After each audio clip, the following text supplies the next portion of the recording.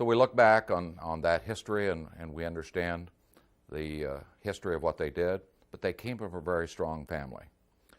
Their Lynde family has rich tradition in this community. Their grandfather was the mayor of the city. He went to Washington, D.C. He was a prominent lawyer. Their mother was a social activist and very involved in social concerns and things in this community, those who were in need. Their father had been kind of an entrepreneur and had a store, and so the entrepreneurial side came very deep in their roots, at least with my understanding. Their mother was strong. Their father was an entrepreneur. Their grandfather was a politician, and I believe a statesman. And so their tradition comes from a strong background. Harry Bradley was a man that you've seen. He was visible in the plant all the time. You know, he walked around the plant. You could. I worked nights, and at night that time he had his penthouse, and he stayed up in his penthouse quite a bit. And he'd walk his dog, go outside, come down the elevator, and he would stop if he would see a new machinery. He saw you on it. He'd come and he'd ask you to explain the machine to him. You know, although he was the owner, sometimes I thought, wow, this man buys all his machines, doesn't even know what he does, but he was a very interested in everybody. He spoke to everybody that around him. Lynde Bradley was a very, very soft, polite individual. And Harry, I think, was probably a little tougher about most things. One of the very young girls that worked with me in radio sales asked me one day, Emily, who is that little man who walks around here on a daily basis and has the same blue suit on every day? And that is part of the Harry Bradley story. I told her name was Billy, and I said, Billy, that happens to be Harry Bradley. You never knew. And most of the girls didn't know who this little man was. Of course, I also made the comment, Harry Bradley probably has 20 or 40 of the same blue suit. It wasn't the same one. But the little man who walked around the plant every day, they wanted to know, because he talked to everybody. We had a sales convention, and I was watching the door for latecomers to pick up money for the boys club. If you were late, you kicked in. And so I was standing there, and it was, our sales conventions usually were in the fall, and so it was fairly brisk out there. I was standing outside into this hall that led into the meeting place, and I was out there with a short sleeve shirt on, and he came by and he said, gee, cold out here, isn't it? And I said, yeah, a little cold. So he gave me his sports coat. He gave me his coat. And of course, I didn't know what to say. I put it on, but it came up to about here.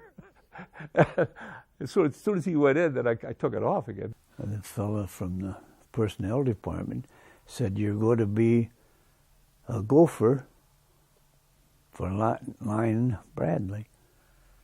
And he was, when it came to ideas, he could create ideas like rabbits. And he generally had a pad in front of him, and he'd jot down enough of them to remember. And he wore a felt hat to work, and generally brought a brown bag. And I was all ready to be as prompt as I could, and when he would send me for something, I had to find out where it was in the plant. Hell, I didn't know the plant from Adam. So I found out, and I'd come back, and I can remember the first day I came back, I decided I'd do it over my lunch hour, and I came back with the information, and I didn't say boo to the secretary. I went right through the door going for, and he normally would take a little nap right there at his desk. And she said, don't go in there, don't go in there, don't go in there. She says, he doesn't like to be disturbed with a nap. So I didn't go in. Mrs. Bradley and Jane would come in for the different women's parties, and walk around and talk to the people. And Mrs. Bradley was always very fashionably dressed. People couldn't wait to see Mrs. Bradley come in to see what the latest outfit was for that particular time. But she was very pleasant to be with. When they built the medical department, and I don't know when the days were that they did that. You know, he had some of the captains of industry in to tour his company, and they went back, and some guy said, how in the world did you justify that medical department? And his answer was, it was just the right thing to do for the employees. Very down to earth and family oriented is, I think, the best way you can put it. And of course, he and Pat had their apartment on the 8th floor, and as strange as it may seem, years later they converted that to a cafeteria. During World War II, Pearl Harbor, December 7, 41, Jane went to her father, Harry, and said, you know, I think maybe I should go to work and help out with the war effort.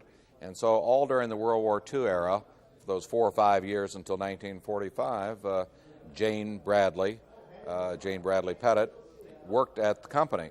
Jane had a beautiful personality, and the company had, Mr. Kelly had her expediting, and people just loved talking to her. She was very easy to be with, to work with, but she also worked. She did a lot for us, and then of course and then she was also helping out in the switchboard at the same time. So that gave her another chance. She was good with people. She was extra good, but the man that I worked for, Dan Kelly, was very. You worked for Dan Kelly, and when Jane came to work with us, it was a whole different attitude, because she was the boss's daughter, and she was fun. And we got away with a lot more in that short period of time than we ever did before she came to us. I had an opportunity one time when I was working in the then potentiometer department to be sitting there, and one day a gentleman went walking by, and this was in the early 60s. A gentleman went walking by. I thought it was very strange. I'd never seen Mr. Bradley, Harry Bradley. And what really stood out was that he was walking with a white poodle. And I understood that the dog's name was Mr. Doofy, and he would go down the line, the production line, literally talking to people that were working, and it was just unbelievably outgoing and friendly with the people.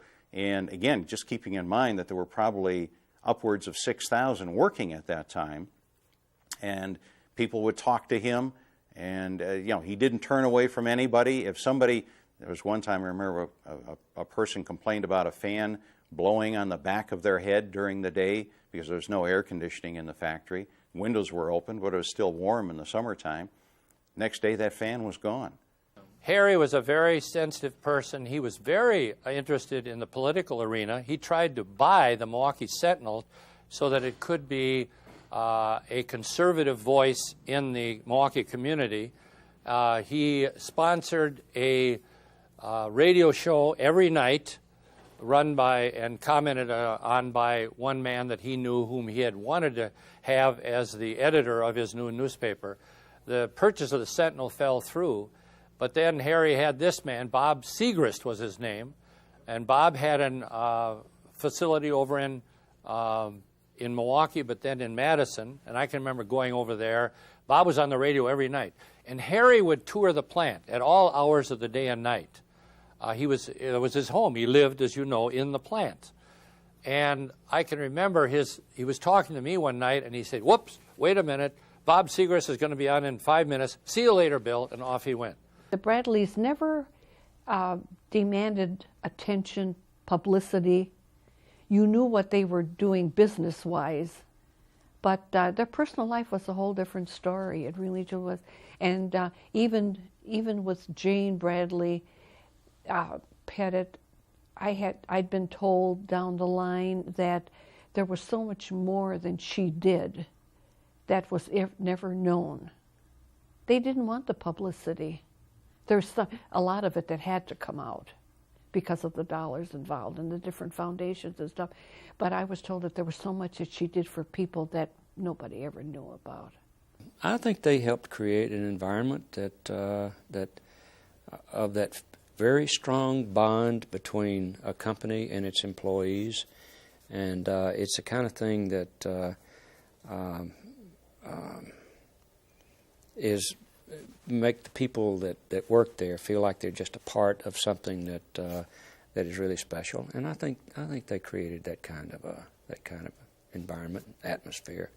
And they thought at the time that having your cousin or your uncle or your son or whatever come to work here was a good thing. And we had people at the time where you might have 8 or 9 members of a family that worked here, and I think that was all part of the whole feeling. That's a hard thing to maintain, by the way, and especially in today's world.